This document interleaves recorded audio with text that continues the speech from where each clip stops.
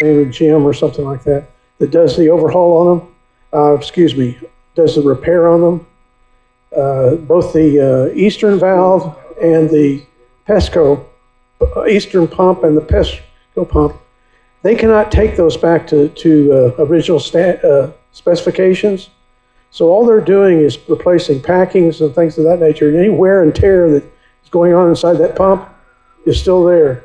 So if you're shearing a shaft, it's a very good pump, but bottom line is I've had people call that have flown across the country and found out that the valve was shut after they'd left an avionics shop 1,000 miles ago. Didn't destroy the pump at all. Did not. So, they're just old and they're worn out, and they've got enough bypass and looseness to them that they're doing the job when they're supposed to. But bottom line is they don't always shear the shaft. So, yeah. It's wear. It's due to wear, because you cannot overhaul them. All they can do is repair them. The overhaul causes them to go back to the original specifications of the manufacturer, where at Aircraft Accessories, and they do the eastern pumps and they do the PESCO pumps, and bottom line is they don't see that much problem with them. If they'll test and make this the operating specification that they test them at, they're good to go, even if they do not meet the original specification of tolerances.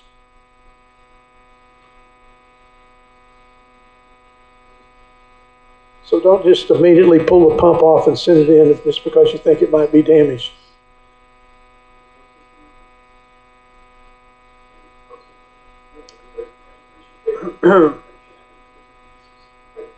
So we've got a couple of maintenance slides here just so you understand some of what we're talking about from time to time. This picture is that area that gets beefed up because it always cracks and breaks. And this is, in order to work on this,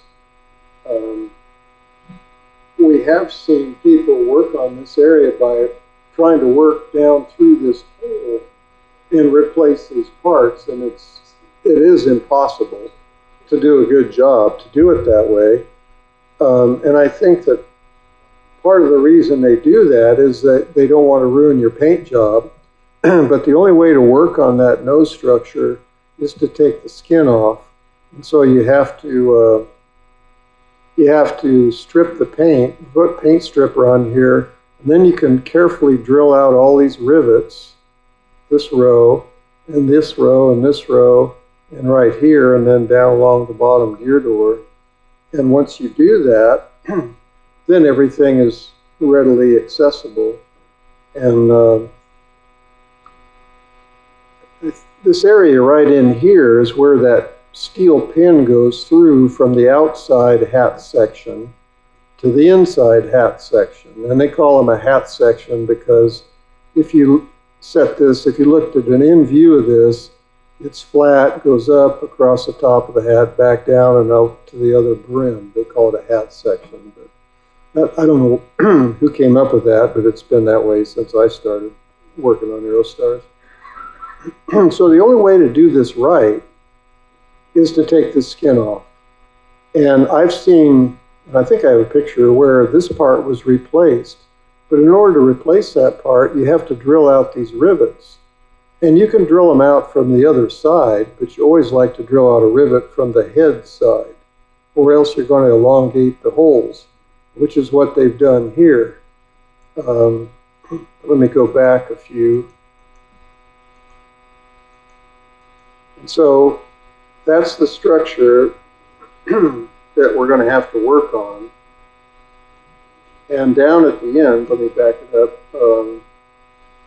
right here is the end of the hat, and the end of the hat is being moved left and right because this pin is only on one side of the wheel well, and you're putting a load on it fore and aft, and it fits in the bushing, and it transfers down to here, and that's going left and right. So what happens with it? Well, you end up with loose rivets here, and most of the time a crack in this hat section. And then this is a vertical channel. You see the crack starting there, it goes all the way down to here. And so that's called the 41 channel because it's a dash 41 in the parts catalog. And then also, this is the outside hat. And so that's underneath this. And this is a little arm that comes up and hits that switch when you put the gear up, and it tells you, hey, all three gear are up. Then all three switches are made. And here's your steering control valve. But in this area, there's a support, a bushing, to support the shaft that goes through. And a lot of times, those rivets that are holding that bushing holder in place, they get loose. And you see they've all been working. They're all black, muddy looking. And a lot of times, so you have to replace that. And the only way to replace that holder is to take this hat section off. Okay? And now here's a picture of the inner hat section. This is kind of looking at the nose from the front. If it were transparent, you'd see this inner hat section and the outer hat section. And that's where we were looking at those loose rivets, 6 rivets. And there's a bushing here in the outer one, and it's held in by this casting that holds that bushing in place. And then there's an inner bushing that goes in here on this big aluminum block that the pin pivots in. Then there's an outer bushing. So I think we have some pictures here. So the pin goes through this way. Okay, it's a big round, like it's 1.25 inch diameter. And there's a bolt that goes through, and here's the nut that goes on the bolt.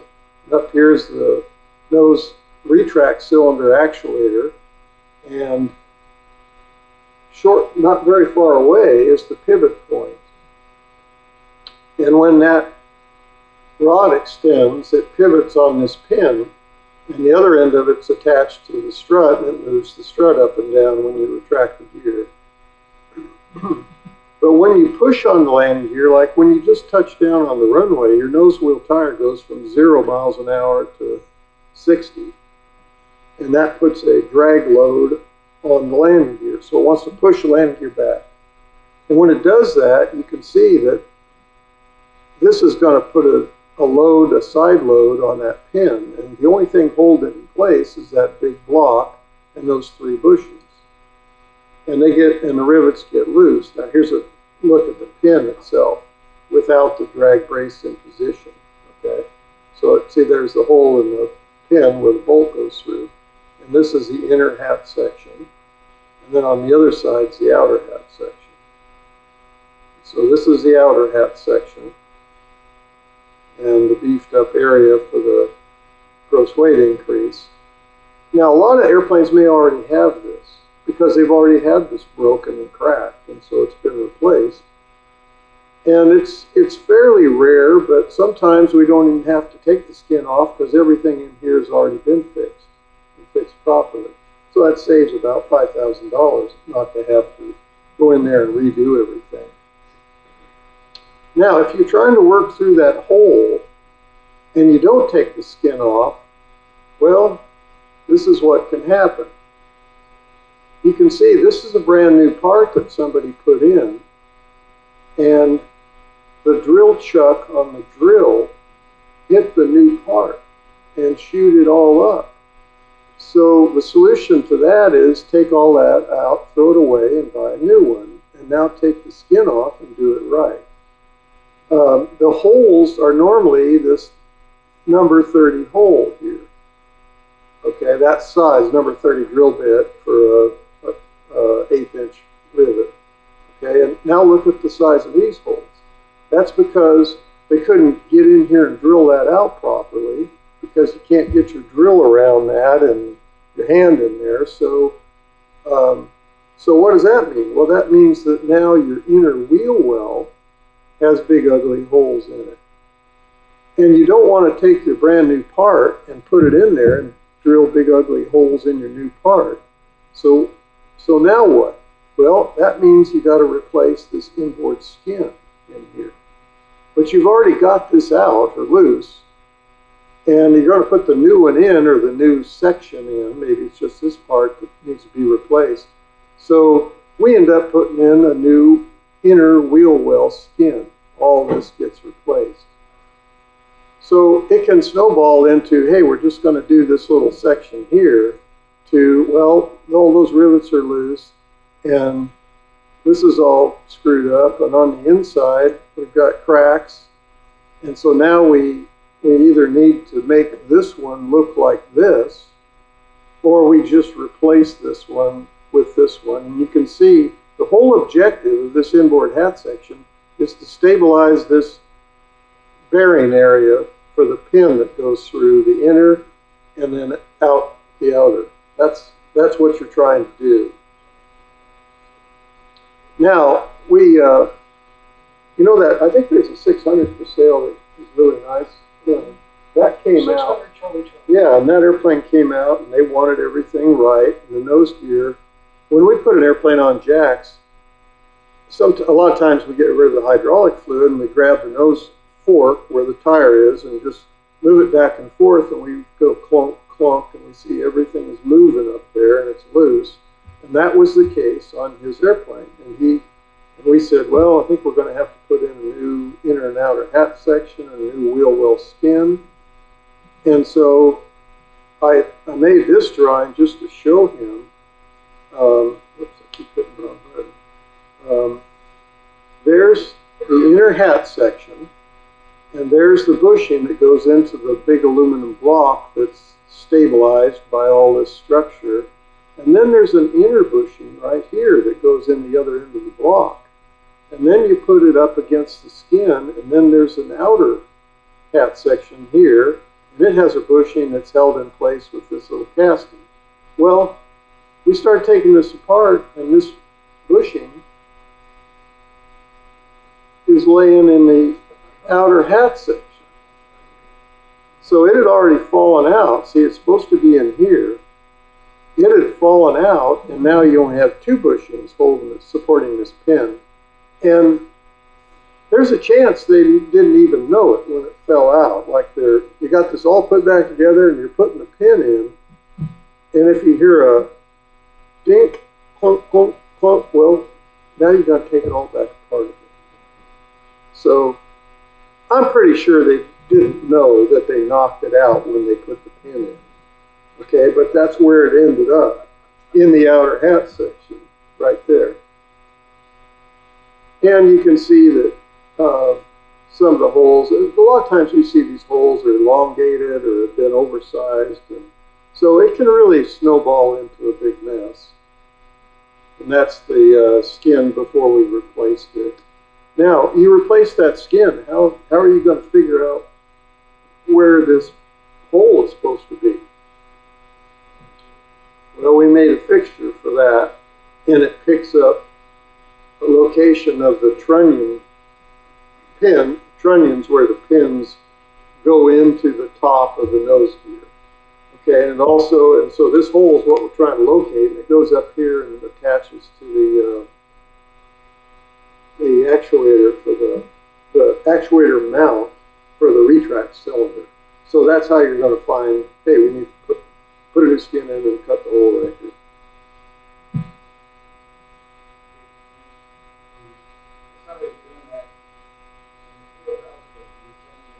Yeah, we can send the fixture out. Yep. And so that's what it looks like when you get all this stuff new. You know, all new, everything's riveted in, it's nice and tight, and it's probably going to last now with this beef up and the beef up on the inside for the life of the airplane, another 40 years. You know. Now, that being said, if somebody hooks up the tug to this airplane and the wheels are chalked and they put a lot of force on it, they can bend or break that pin area. And I think I showed one earlier where that inner hat section was cracked.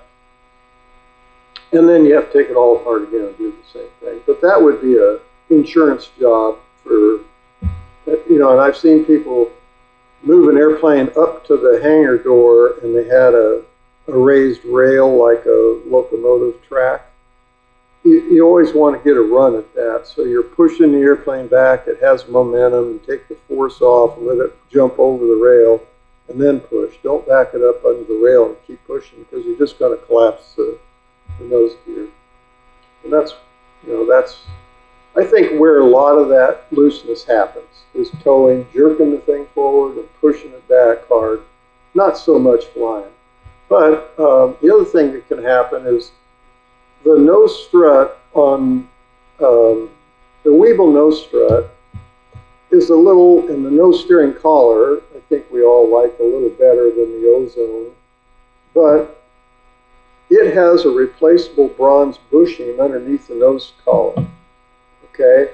And they only last about 2,500 hours. If you get 2,500 hours on the nose strut, the bushing's probably worn out underneath the nose steering collar. And the only way to tighten it up is take it off and replace the bushing. And it's a very close tolerance between the bushing and the nose steering collar. Now the Ozone is an aluminum collar and it has a pressed on bronze bushing on the strut itself, the housing of the strut. That one we need to have you take the nose collar, nose strut out and send it to us. And we put it in the lathe and we heat up the bronze bushing and push it on, and then we machine it to fit the collar nice and tight again. Then it's good for another 2,000, 3,000 hours. I know that people put shims, and I think you're only supposed to have like 3 shims under the nut on the nose steering collar to tighten it up. But once that gap is too much this way around the strut, well, you can't fix it by pushing it up tighter. So you just need to take it out, send it into us, we'll chuck it up in the lathe, put on a new bushing, spin it down so it's the right tight fit, and then it gets rid of any play on your in the shimmy system. Now, of course, it could be, and we also repair nose steering cylinders, because that cylinder shaft is stainless steel, I believe, and it can elongate the hole in the end of the shaft. It turns oblong, stretches it out. And so we cut that off and put on a steel clevis type thing that screws into the end of the shaft, and it's a lot harder. It makes it replaceable, so if it ever augered out again, you can fix it. And then there's a little hat-shaped bushing that goes in that actuator end too, and that thing can get oblong and pounded out. So you just need to, and you need to deflate the strut. Okay, have it on jacks, deflate the strut, and just move things and see, hey, is anything, oh yeah, wait a minute, that's going flop, flop. And if it's charged up with nitrogen, you feel it, and it's, oh, that's great, it's all nice and tight. So you need to get rid of the hydraulic, or the pneumatic pressure in the strut so that you can see what's worn out, what's moving. Anyway, that's more than you need to know as a pilot, but that's when they start talking about, oh, your hat section's all blown out or it's cracked or whatever, that's kind of what they're talking about, what your mechanic's talking about. And then this is where the patch goes on the wing skin,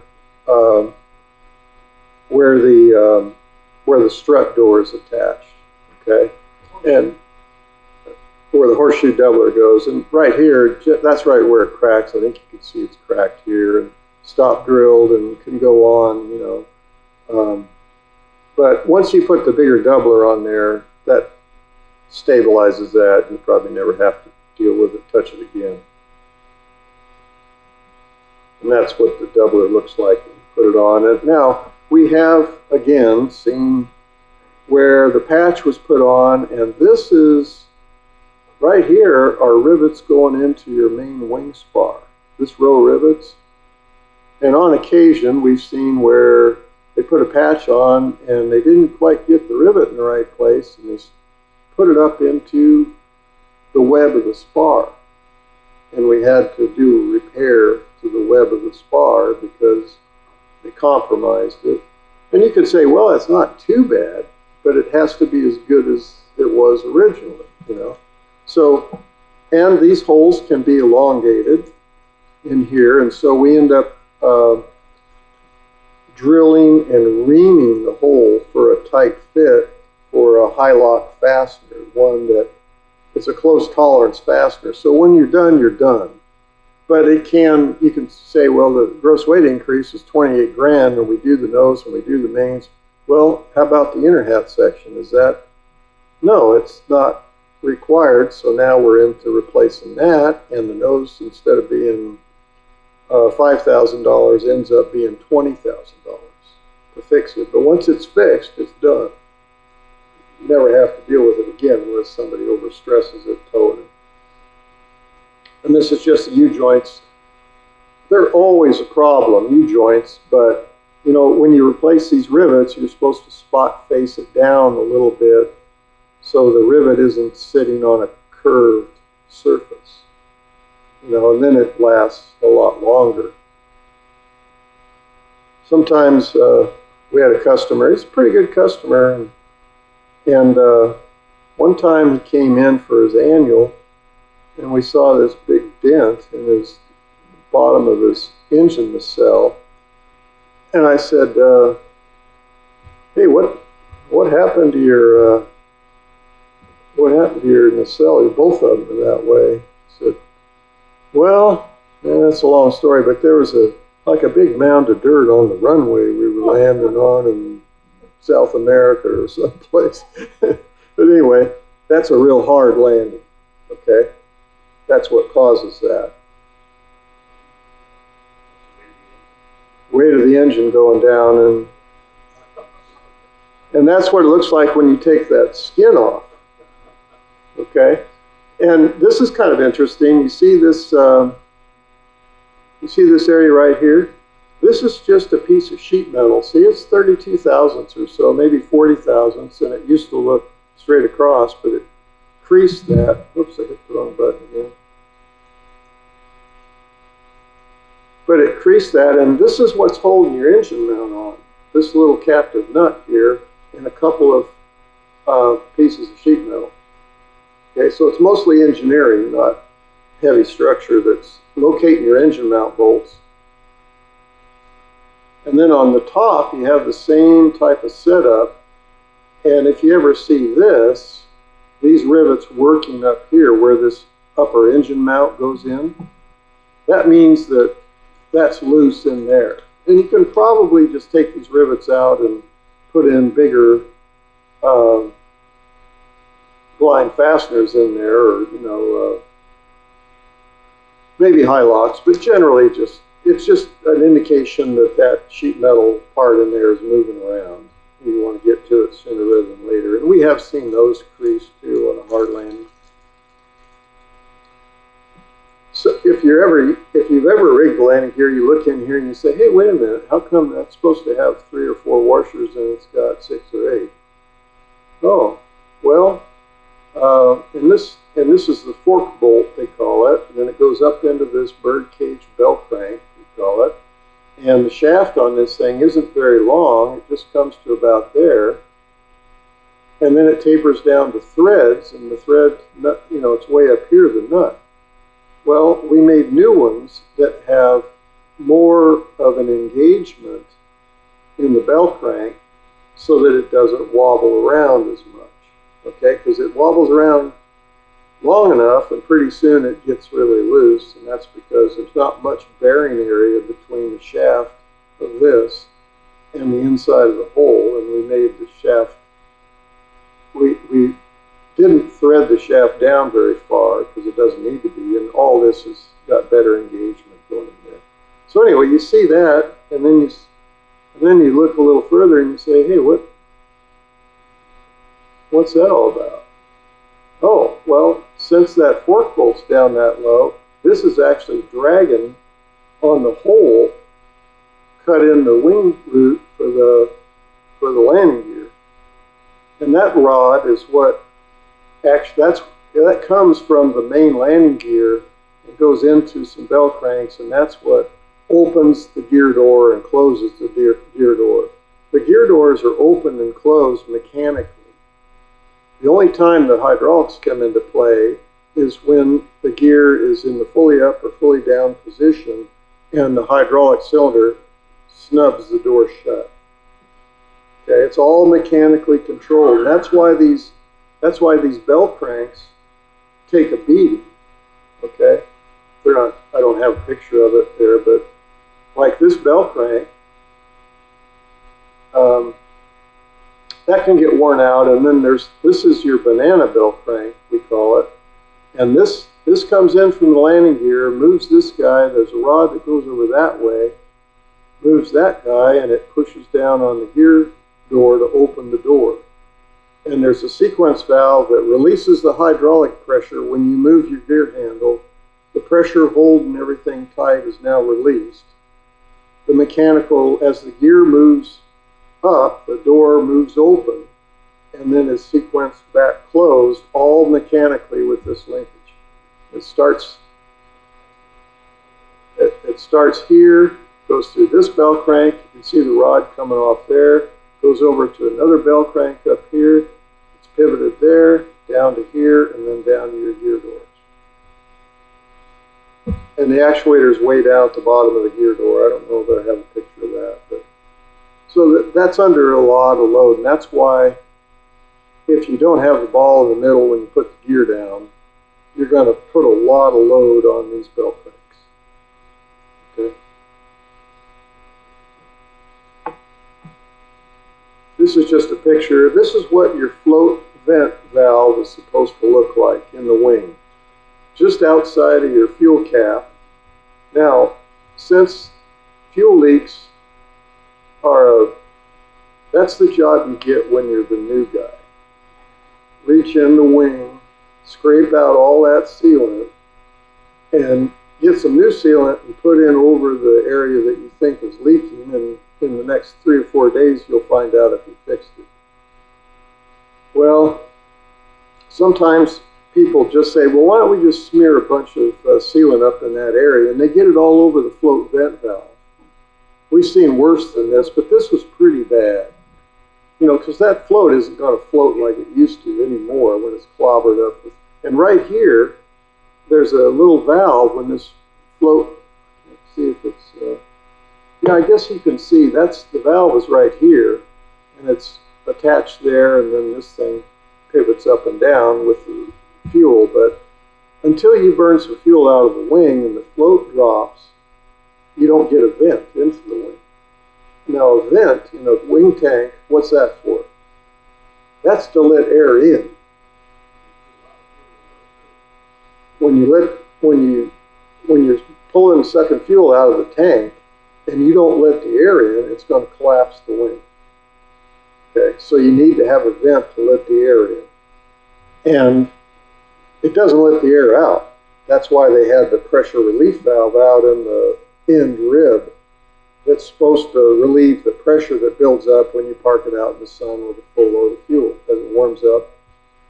But that wasn't quite exactly right either, because it's designed to relieve it at 1.5 psi when it just goes and relieves some pressure.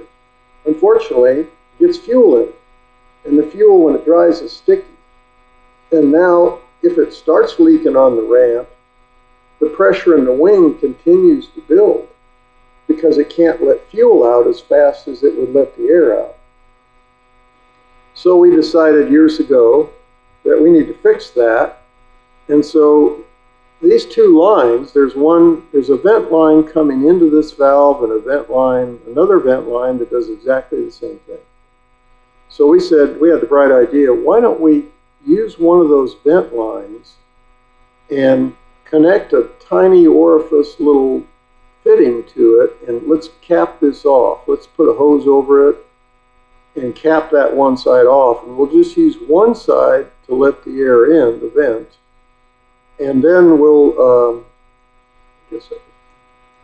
hook the other side up to the top of the wing skin somewhere. And I remember talking to the chief engineer at Aerostar after he had left and worked for Piper, and he says, well, we tried that, but it transfers 8 or 10 gallons of fuel. Well, okay, let's find the place where it doesn't transfer 8 or 10 gallons of fuel, and it's right in front of the cap on the top skin. And right in front of the cap, if you have this new vent system, it'll have 2 Phillips screws heads right there. So that's how you'll know, hey, the rest of them are rivets, and now there's 2 little screw heads about that far apart. But we put a little fitting up there, and now there's no obstruction for the fuel to go in that fitting and back that vent line, and it ends up right in the fuselage tank. So you're never going to have a lot of high pressure in the tank anymore. And if you lift that wing, well, now it doesn't want to go back in there because the fuel goes down below the fitting. And if you drop the wing, the fuel goes above the fitting, it's going to start transferring, but it won't really go uphill very far. So it only transfers about 2 gallons, worst case scenario, which is negligible. That's the word my first boss told me, and when I got an A&P job, he said, Jimmy, if you tell me how to spell negligible, I'll do the weight and balance.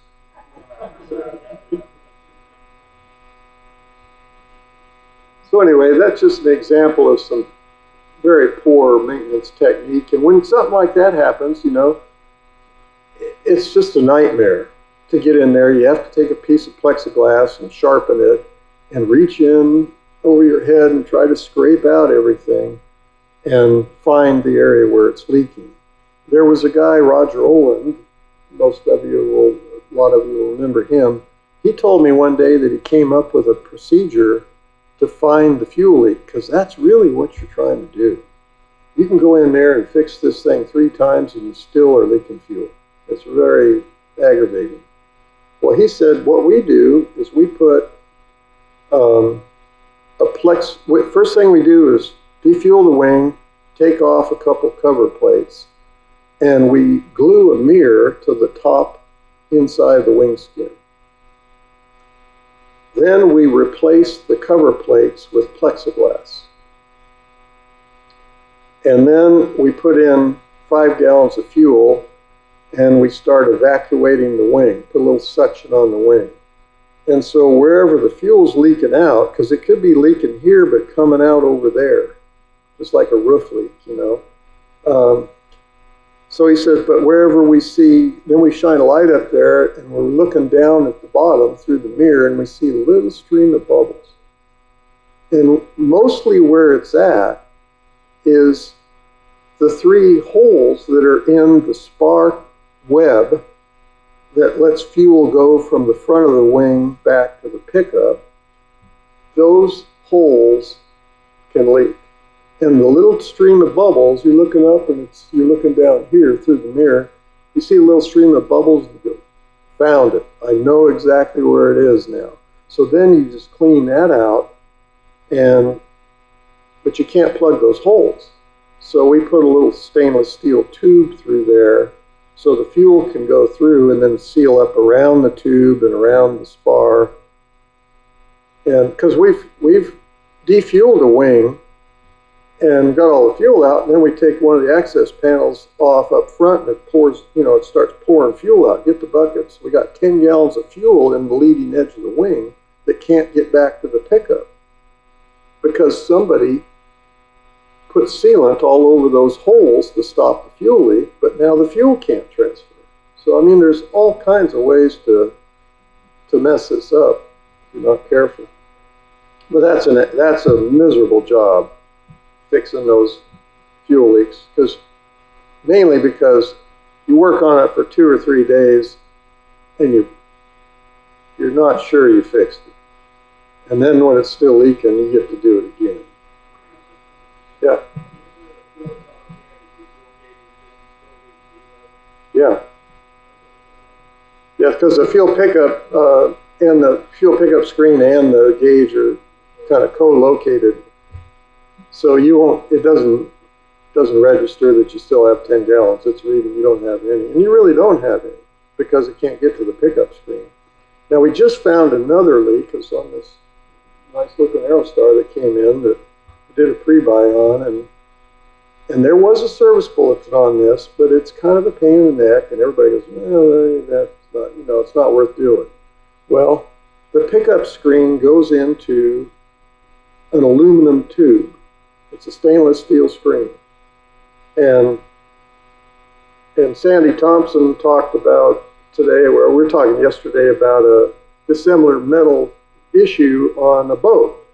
Well, it's the same thing on the Aerostar. You got a stainless steel screen going into an aluminum tube, and that tube goes all the way to the sump, into your sump. And any water that's in the tank tends to accumulate in the little small squares of the stainless steel screen, and it sits there and has galvanic action and corrodes a pinhole through the tube. And the screen goes in far enough that it's now outside of the tank. So we found, okay, that pickup tube's only about this long, and then it goes into another tube. So we found, okay, somebody had slobbered the outside of the tube, outside the tank. They had slobbered fuel tank cement all over that tube to fix the pinhole leak, but it didn't fix it. So now we got to change that tube from inside, goes from inside the tank to outside the tank. And anyway, it's nice to fix it once the right way, and then you don't have to do it again, right? But it's, I mean, the guru shops know that, but who fixed it? I don't know. They fixed it for a while, but now it's leaking again. So. Now this is really almost criminal, and this airplane holds the record for pre-buy inspections. It was $420,000 to fix it. And he wanted it fixed. And that included 2 engines, okay? So it was only $200,000 for the repairs. Yeah. But here's an example. You can see up here, it was a piss poor job of sealing the tank, had leaks here. This is the bracket that holds your aileron connection on. And somebody had taken, this airplane had been wrecked 3 times, I think. Twice in the Bahamas where they slid down the runway sideways.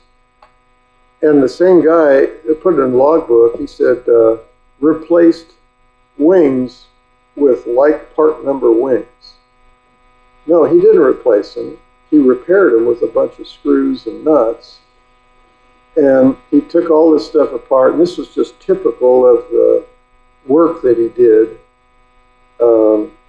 And he had passed away, so they weren't going to go back and violate him or dig him up. And, yeah.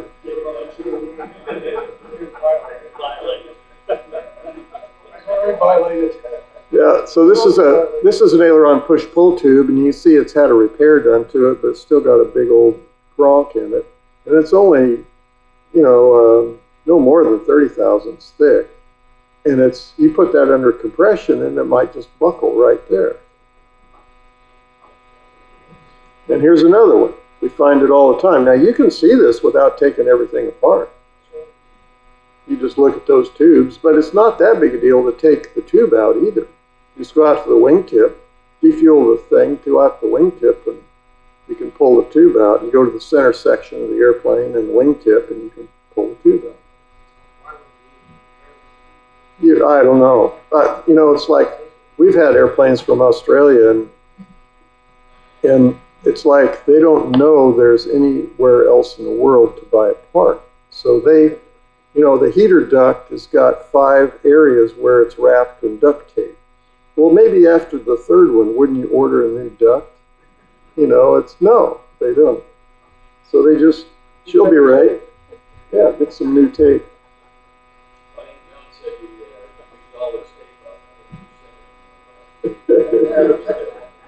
Sorry to interrupt, but the board members have got to go to 3 o'clock board meeting. Okay. same guy did this because he put the connection on the wrong.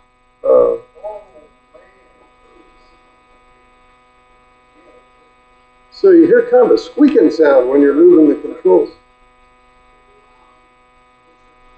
And there's what you never want to see is you take the oil filter out of the engine and you put it in a plastic bucket and shake it around in solvent, and you put your magnet in there and you find it's full of steel fuzz.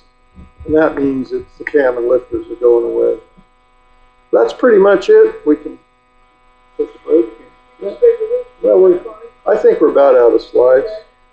Jim, thank you so much. Sure, you bet. There's a good example of the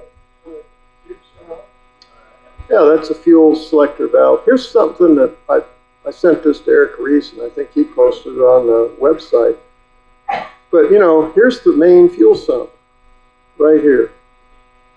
And right here is a one-way valve. The fuel can come down here and out that way. And what it does is it goes into this common chamber right here, and then it goes down into here. And the wing fuel comes in this way, and it's got a check valve there where it can go in there, but it can't come back out. And so once it gets in this common chamber, once it gets in that common sump, that's where your wing drain fitting is. When you drain fuel, it says wing. That fitting's down here. And the crossfeed valve is over here where it only gets fuel from the wing. And then over here, it gets fuel from the fuselage tank and the wing, and that goes into your on valve. That's what it really looks like. And you know, in the front of this is the front up here, because in the back you have a fitting for your heater. The fuel for your heater comes off the back of this. And there's the type of screen that's in the wing also. Anyway, that's what that looks like. So that's all I have.